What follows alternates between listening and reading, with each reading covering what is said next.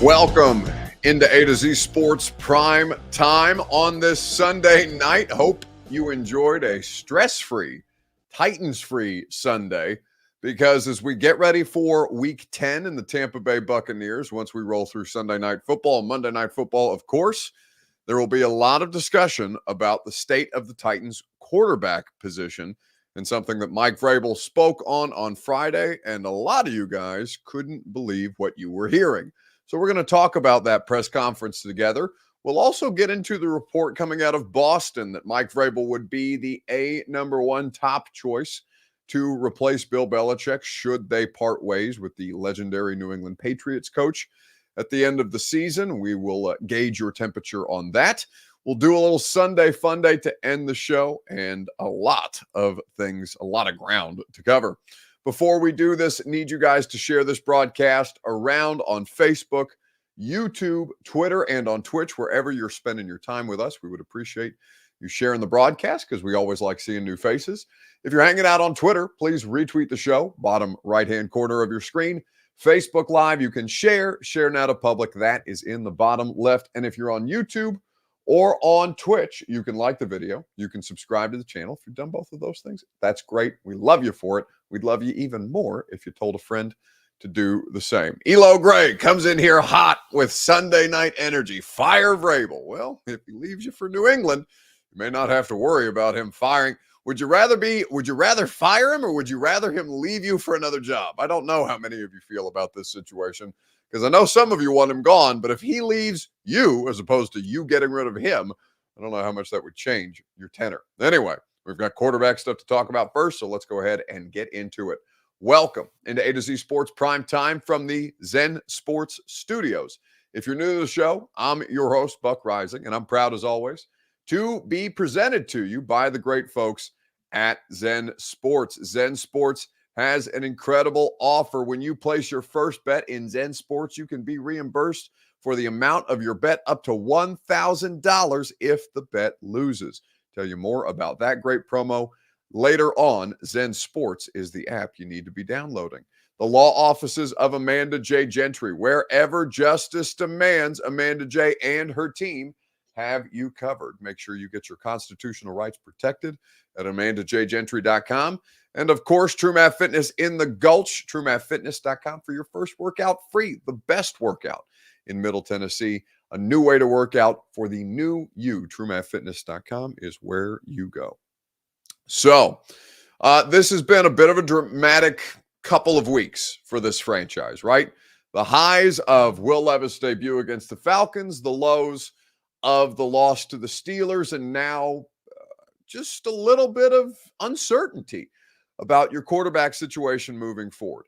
That was not abated. That was not calmed down by Mike Vrabel's press conference on Friday, where the first question that he was asked on Friday morning after the team lost in Pittsburgh 20-16 was about the viability of Levis over Tannehill and if he was prepared to make that decision moving forward. Now, a lot of you guys wanted a direct and forthright decision from him right then and there, and he didn't give it to you. And when he did not, I thought there was a fair amount of freak out from Titans fans. In fact, I told Bert, or rather I told Lucas, because we were playing the radio show earlier today, but I was in line to get my coffee this morning at the farmer's market, and there was a couple in front of me, and the guy recognized me. He said, "Hey, Buck, love the show." I said, "Hey, man, what's up?" He said, "How about that press conference on Friday?" And I said, "Oh, shit." A lot of you guys are stressed about Mike not immediately committing, verbally committing, openly committing in front of you, the media, and everybody else, including myself, to Will Levis moving forward. That does not mean that he's not going to move forward with Will Levis, but because he didn't declare that on Friday after the game, it got a lot of you up in arms. So we're going to talk through this together on Facebook, YouTube, Twitter, and on Twitch. Simple as this. Against the Tampa Bay Buccaneers this Sunday, this coming Sunday, a week from today, who should start at quarterback for the Titans? We will talk about it together. You will hear from Mike Vrabel. Robert will make sure to spell Tampa as opposed to Tamba in the comments wherever you are streaming with us. And we will discuss at length together who should start at quarterback against the Tampa Bay Buccaneers. It's your Two Rivers Ford take. It's made possible by the great people at Two Rivers Ford. Quality American-made Ford vehicles, award-winning customer service. Nobody goes above and beyond to put you in the driver's seat where your car buying process is concerned the way that Two Rivers Ford does. Two Rivers Ford in Mount Juliet or online at tworiversford.com. Touchdown Bengals, by the way. I know Bert's a little ahead of me, but it looks like he just hit the tight end. Burrow just hit the tight end sample for a big scoring play. 7 plays, 45 yards in a minute 52, 21-7. The Bengals lead now just before halftime. Yes, so who should start at quarterback? Because here's the thing. This has been a high-flying first half of offense, right? The AFC is not to be trifled with, and if you have a shot, even though you're back in fourth place in the division, if you have a shot at a wild card spot, it's looking slimmer and slimmer. You want to give yourself the best position to succeed. You want to give yourself the best players to make you the most competitive. This franchise values competitiveness over all else. And I would say that in 2 games of watching Will Levis versus 6 games of Ryan Tannehill, or 5.5, let's call it, after 5 3/4 since he got injured in the third quarter in London against the Ravens, the Titans look a bit more competitive, not much more competitive, because they still have obviously glaring flaws. But if Will Levis gives them a spark that may, if not get them over the hump this year, put them in better position to establish whether they have their quarterback of the immediate future next year, then I think we're all in agreement that that's the decision that they should make. But Mike Vrabel at the podium on Friday was asked that question off the top, and he was unwilling to divulge at that particular point what his decision would be. But at this point, with what you've seen out of Will, and especially after a road environment last night, are you ready to name him maybe your starter? No, I'm not ready to do that yet. I think we'll have a conversation with the depth chart over the weekend, and we'll have a depth chart or something close to it available when we talk to you on Tuesday to be able to go through the moving parts of not only Ryan's health, but whatever there are going on the offensive line, which there is, coming out of that game. Which there would be, like, in the defensive secondary. So there'll probably be some moving parts here over the weekend. So that's Mike Vrabel responding to the question on Friday. Now, remember, that was immediately, or the day after, the afternoon after the Titans lost to the Pittsburgh Steelers. And to that point, Ryan Tannehill had yet to participate in a practice since the team came back from London. So I think, and as a couple of people have acknowledged, Ben Hall says that's honestly a really fair answer. I agree. And that Mike did not immediately say, yeah, Will Levis is our starter moving forward, sent a lot of people into a spiral. Now, there were some other moments that I think further inflamed that, right? When he's talking about the Tajay Spears incompletion, before they ran it with Tajay on 3rd and 10, right? The play where Tajay gets turned around as they're driving ahead of halftime. Looks like they might have a touchdown, and Mike Vrabel says of the play, not a fault of Tajay Spears. We need a better ball there. And people got all kinds of butthurt that Mike Vrabel, who hasn't overly glorified Will Levis through 2 starts, and by the way, is not ever going to do that with any player, whether you want him to or not.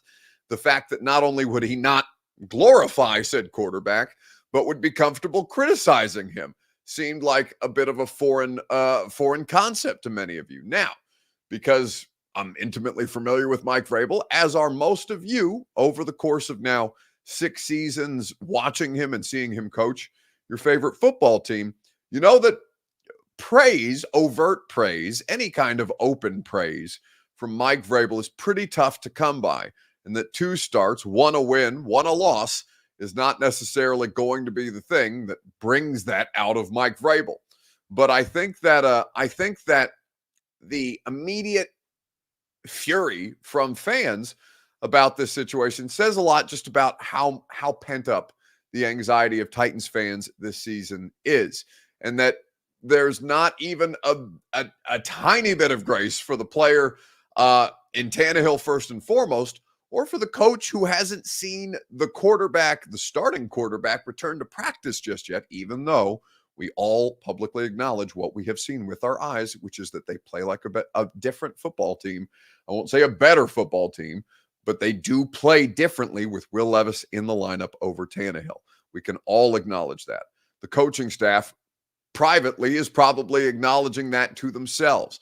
I believe that Mike Vrabel is going to move forward with Will Levis, but that he hasn't done so yet and wasn't willing to immediately do so on Friday, I don't think is any great reason for a freak out. A to Z Sports Primetime is presented. We'll read more of your comments here in just a second, right after I remind you that the Primetime show is presented by Zen Sports. Get in on the action with promo code ATOZTN. Zen Sports has an incredible offer because you've been hearing me talk about Zen Sports, the new sports betting app, exclusively in the state of Tennessee for the last 2 months. They've got big news for you. When you sign up for a Zen Sports account, you'll receive up to $1,000 no danger first wager. When you place your first bet in Zen Sports, you can be reimbursed for the amount of your bet up to $1,000 tops if the bet loses. And there's even more good news. Zen Sports is rolling out its brand new VIP rewards program.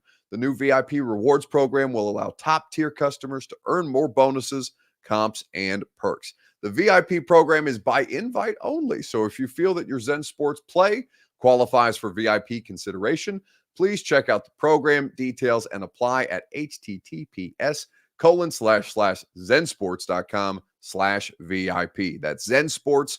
Gambling problem, call the Tennessee Red Line 1-800-889-9789. Terms and conditions apply. Must be 21 up and up in Tennessee to bet. So, who should be the starting quarterback for the Titans against the Bucs? Why is the level of coaching so different home and away? It's crazy, isn't it? But I think you could say that of the whole football team. Why is the defensive front so much better at home than they are on the road? Lane Eiserhagen says Levis does need the experience. Injuries happen, and if it does, it'll be a lesson learned. I don't know what lesson is to be learned in injury other than, that would be deeply unfortunate. The lesson perhaps to not be so quick to move on from Tannehill because you could use an experienced backup because, yes, injury does happen. Titans Kyle says, yes, Buck, but he has consistently made comments around the team being better around Tannehill, not asking him to change his style and praise Levis, but at least give him that same comment. That I don't think is unfair criticism, right?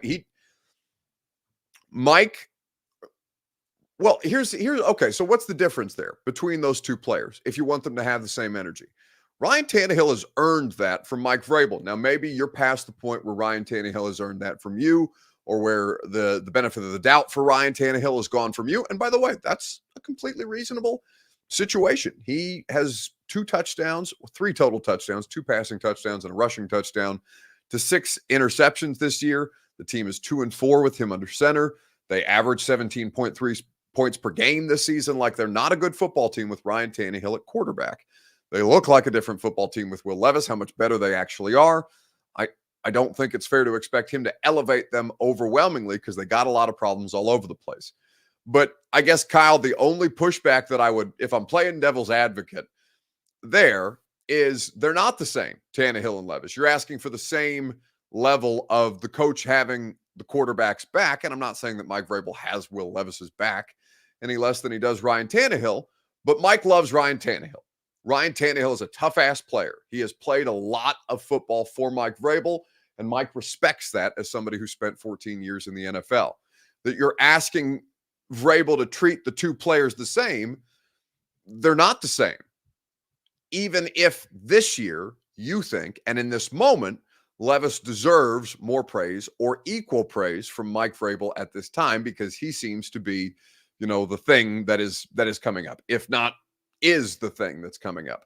But to say that Levis has earned something equivalent to Ryan Tannehill, if you're the coach, I understand why there might be a disparity between those two. Ryan Tannehill has gutted it out, has taken the hits, has fought through injury for this football team. Doesn't mean that Will Levis won't, can't, or will be unable to in the future, but he just hasn't yet. So to say that, to treat them with equal standing, well, they're not of equal standing. One is a 14-year NFL veteran who has played considerable snaps and seen several highs and lows with this particular coach. and the other is a rookie who's been active for 2 NFL games, has gotten 2 starts, and looks like he might have something, but still has a lot of work to do. That, I think, is a fair, a fair kind of balance to look at this situation that the 2 quarterbacks are in. Connor Kill says all this is true, Buck, but Levis is better than Tannehill right now. No, yeah, I'm not disputing that. I'm just saying that, like, there seemed to be an overwhelming want from fans to see Mike Vrabel go out of his way to praise Will Levis, and that he didn't do it and was willing to offer criticisms even after the 4 touchdown performance, I think is completely fine. I don't think that was any reason for outrage, whether it's real outrage or just kind of, something to get pissed about, because you're pissed about a lot of things when your football team loses. I just, I don't think that I don't think that, I don't think that that's unfair. I just don't think that's an unfair point for Vrabel to have.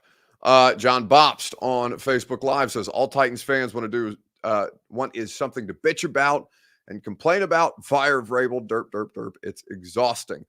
John, I'm not going to speak for Titans fans, nor would I. You guys can speak for yourselves and fight amongst yourselves when you disagree amongst one another. And I see you do it all the time, so I know you're comfortable doing it. But, I think in the last season and a half, Titans fans are totally entitled to bitch. It's a bad product. It's a bad football team. And, I'm not somebody who's pro fan entitlement, even though I understand you guys are paying customers and that you guys go above and beyond to support your football team, and you buy merchandise, you buy jerseys, you buy swag, you buy all these different things, and you contribute to the finances and the financial state of a multi-billion-dollar industry. I'm more inclined to not be pro fan entitlement that way, but I do think that fans are very much entitled for the level of investment that all of you guys put in some form or fashion, whether that's just paying attention and supporting or financially. That this football team, could certainly do better by you. It's a bad product. It's an objectively bad product right now. And so that there's a lot of people bitching. Now, some of the bitching may be fair. Some of it may be foul. We do that all the time. But I don't think that to dismiss Titans fans on aggregate just because there's one thing lately, or the most recent thing lately, has bothered whether it's a loud minority or a majority, whatever the percentages are. I think that there is a degree of entitlement there because the product has appreciably suffered in the last season and change. A to Z Sports Primetime is presented by the great people at True Math Fitness in the Gulch. Go to truemathfitness.com. Your first workout is free. As a Middle Tennessee resident, no workout ever recycled or repeated. You'll always get the best from the coaching staff, whether it's the group fitness classes, the personal training, or to just sign up for a membership and have access to their great facility in downtown Nashville whenever you like. TrueMathFitness.com for your first workout free. True Math Fitness, a new way to work out. So there's this report, and we'll pivot. Obviously, Mike Vrabel will speak to the media on Tuesday. We'll have updates of a depth chart. Then we'll have updates on Ryan Tannehill's health. Then remember, there's no reason to fret before a decision one way or the other has been made. If he makes a decision that you disagree with, then you can freak out. That the freak out is more about the fact that he's not publicly decided, and he may have privately decided, but hasn't publicly expressed that's where a lot of people's, angst is right now. It seems a bit premature and not necessary to me. Jonah says, if it wasn't for Tannehill, we'd still be the Tennessee who? You think the fans would at least respect the guy? I do think most fans, Jonah, I do think most fans respect Ryan Tannehill. I think there's a lot of people who, they'll bring up the Bengals loss, and that'll be, all they ever want to talk about with Ryan Tannehill, and that, he got too many chances and all these different things and blew the best shot that you had in 2021. And however, whatever the argument for that contingent of the population is, some people you're just are going to have that opinion, and that's fine. But I do think on aggregate, most Titans fans respect the work that Ryan Tannehill gave them during his best years, and now understand that it's more than time to move on, given that the injury has opened the window for Will Levis to kind of step into this role and start to grow and develop in real time. Tippy Sot says, is Mike Vrabel getting traded to the Pats? Well, he's not getting traded, but They may lure him away if they are so inclined, and if Bill Belichick is not retained past the season. So let's get to that story coming up next. The question that we'll ask you is this in the comment section on Facebook, YouTube, Twitter, and on Twitch. What's your level of concern for Mike Vrabel going to the Patriots as their head coach? Comments are accepted wherever you are live streaming with us. I'll tell you the details for this because there was some reporting on this today that is worth noting by a very credible reporter for the Boston Globe, who I know is connected to Vrabel and who I know is credible when it comes to the reporting around Mike Vrabel. So we will talk about this together right after I remind you that the Primetime Show is made possible by the great people at the Ashton Real Estate Group of RE/MAX Advantage. Go to GaryAshton.com and get your dream address without the stress. The intel edge you need to succeed can be found at GaryAshton.com. So, Ben Volin is saying in the Boston Globe that Mike Vrabel is a totally viable candidate to replace Bill Belichick if the Pats move on from him. So here's the line from the reporting of Ben Volin. Two sources close to the Patriots have independently said the same thing. They believe Vrabel, currently the Titans coach, is the Kraft family, the Kraft's, quote, home run choice to succeed Bill Belichick. Volin also noted in his report that, quote, barring a miracle turnaround, it seems increasingly likely that this is the last season for Bill Belichick in Foxborough. They're 2-7 as of today, the New England Patriots. And, in the AFC East, where it's highly competitive, it is a really, really far-flung fantasy that the Patriots would do anything of consequence this year. Mike Peck says they can have him for what it would cost, run it. So talking about a trade scenario. Mike is under contract. He did sign a contract extension last year, and there could be a trade situation. There could be a buyout situation. The Patriots have more money as an organization than the Tennessee Titans do, and the Titans ownership is currently in a situation where their finances are not flush because of the stadium project that's going on. Not to say that they would need the buyout of Mike Vrabel to do anything as a franchise, but it would not be out of the realm of possibility depending on what the sum of the contract remaining is. Now, they don't have to disclose how much it is that Mike Vrabel makes on an annual basis after his extension. But it's fair to assume that Mike Vrabel is in the top half of the league where it comes to compensation among coaches, and that the Patriots would be happy to have him in a heartbeat. As Ben Volin is reporting, he would be, quote, the home run choice to replace Bill Belichick if the Pats move on from him. And it is increasingly likely that the Pats will move on from Bill Belichick at the end of the season.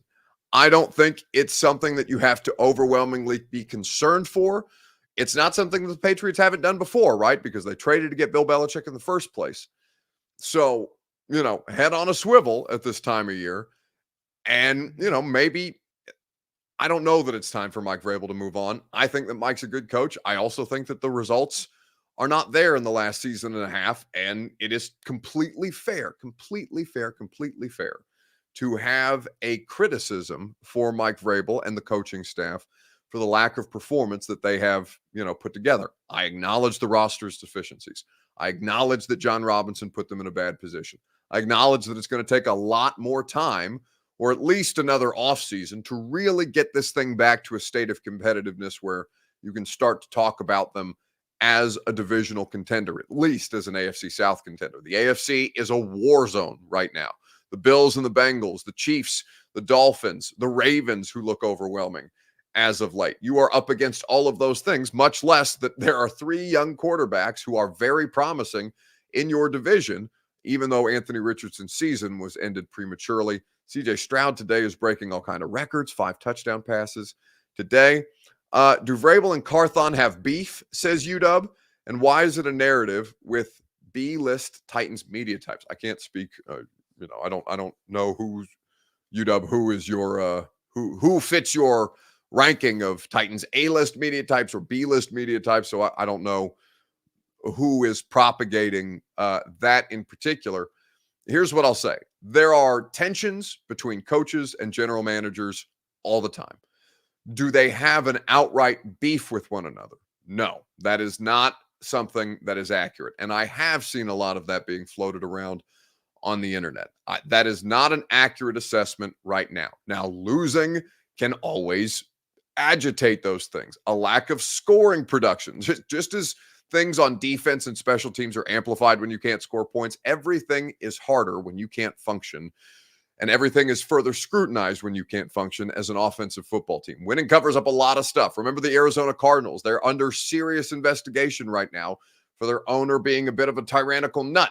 There was a point in time where the Cardinals were 9-2 and thought of as the best football team in the NFL with DeAndre Hopkins and Kyler Murray. They had the best road record of any team in the NFL, and all of a sudden it fell apart, and all this stuff starts to be exposed. Doesn't mean the stuff that stuff wasn't happening when the Cardinals were 9-2 a couple of seasons ago. It just meant that the winning covered it up a whole hell of a lot more.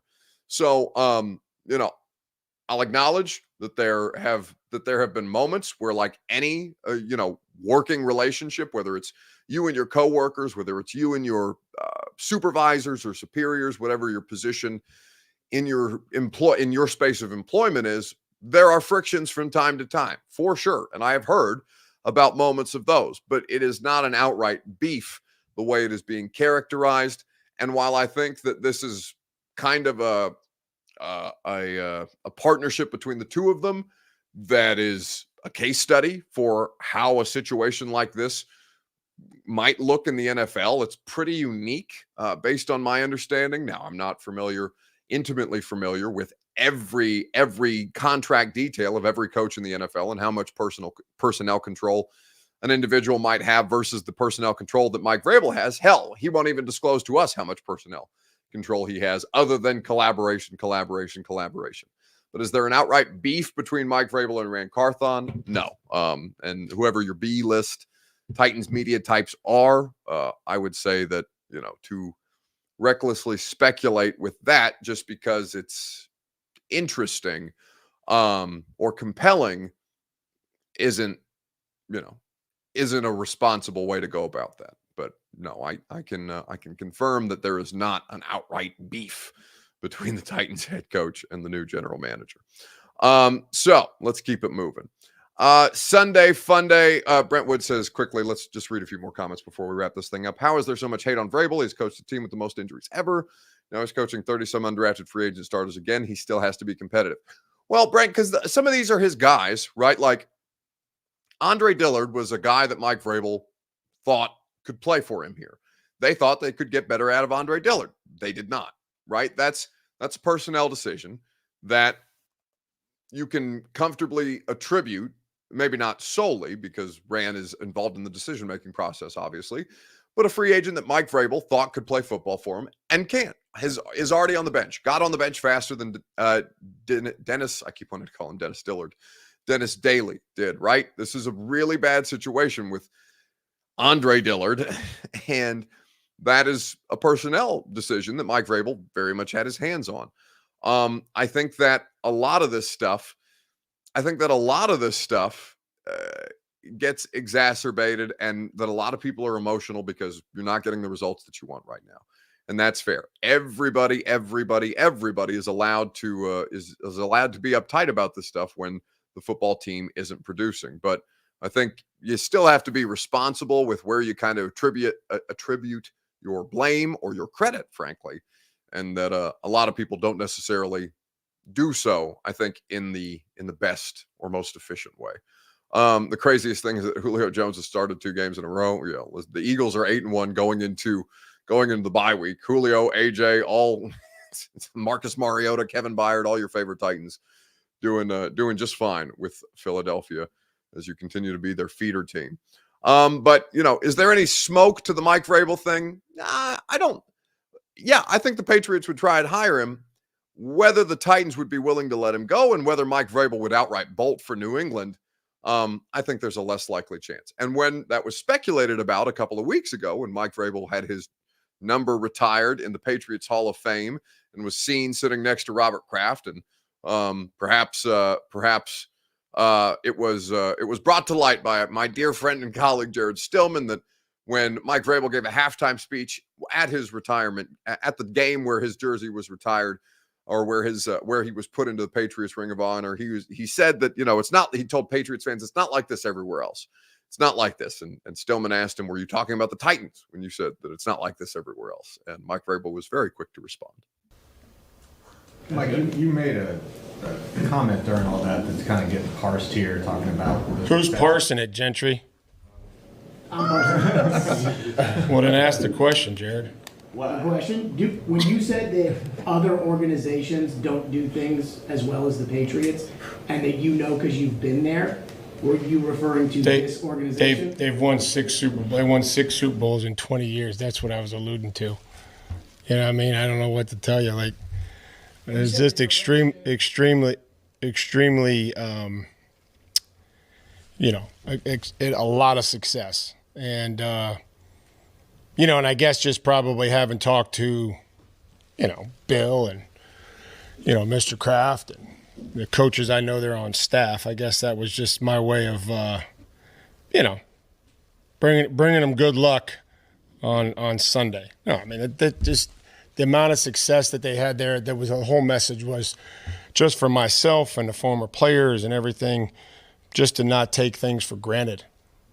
Just the because I got traded myself and went to a team that went 6-10, and it was like, where you're just trying to find ways to win other than knowing that you're going to win when you show up. It was my whole intent of saying that they've had it pretty good there for 20 years, 6 Super Bowls and however many else they went to. That was it, Jared. So appreciate you. You'll never think like me, Jared. We're nothing alike. So No, yeah, I'm not. I'm the dumbest person in here. I promise you. I guarantee you I'm the dumbest person in here.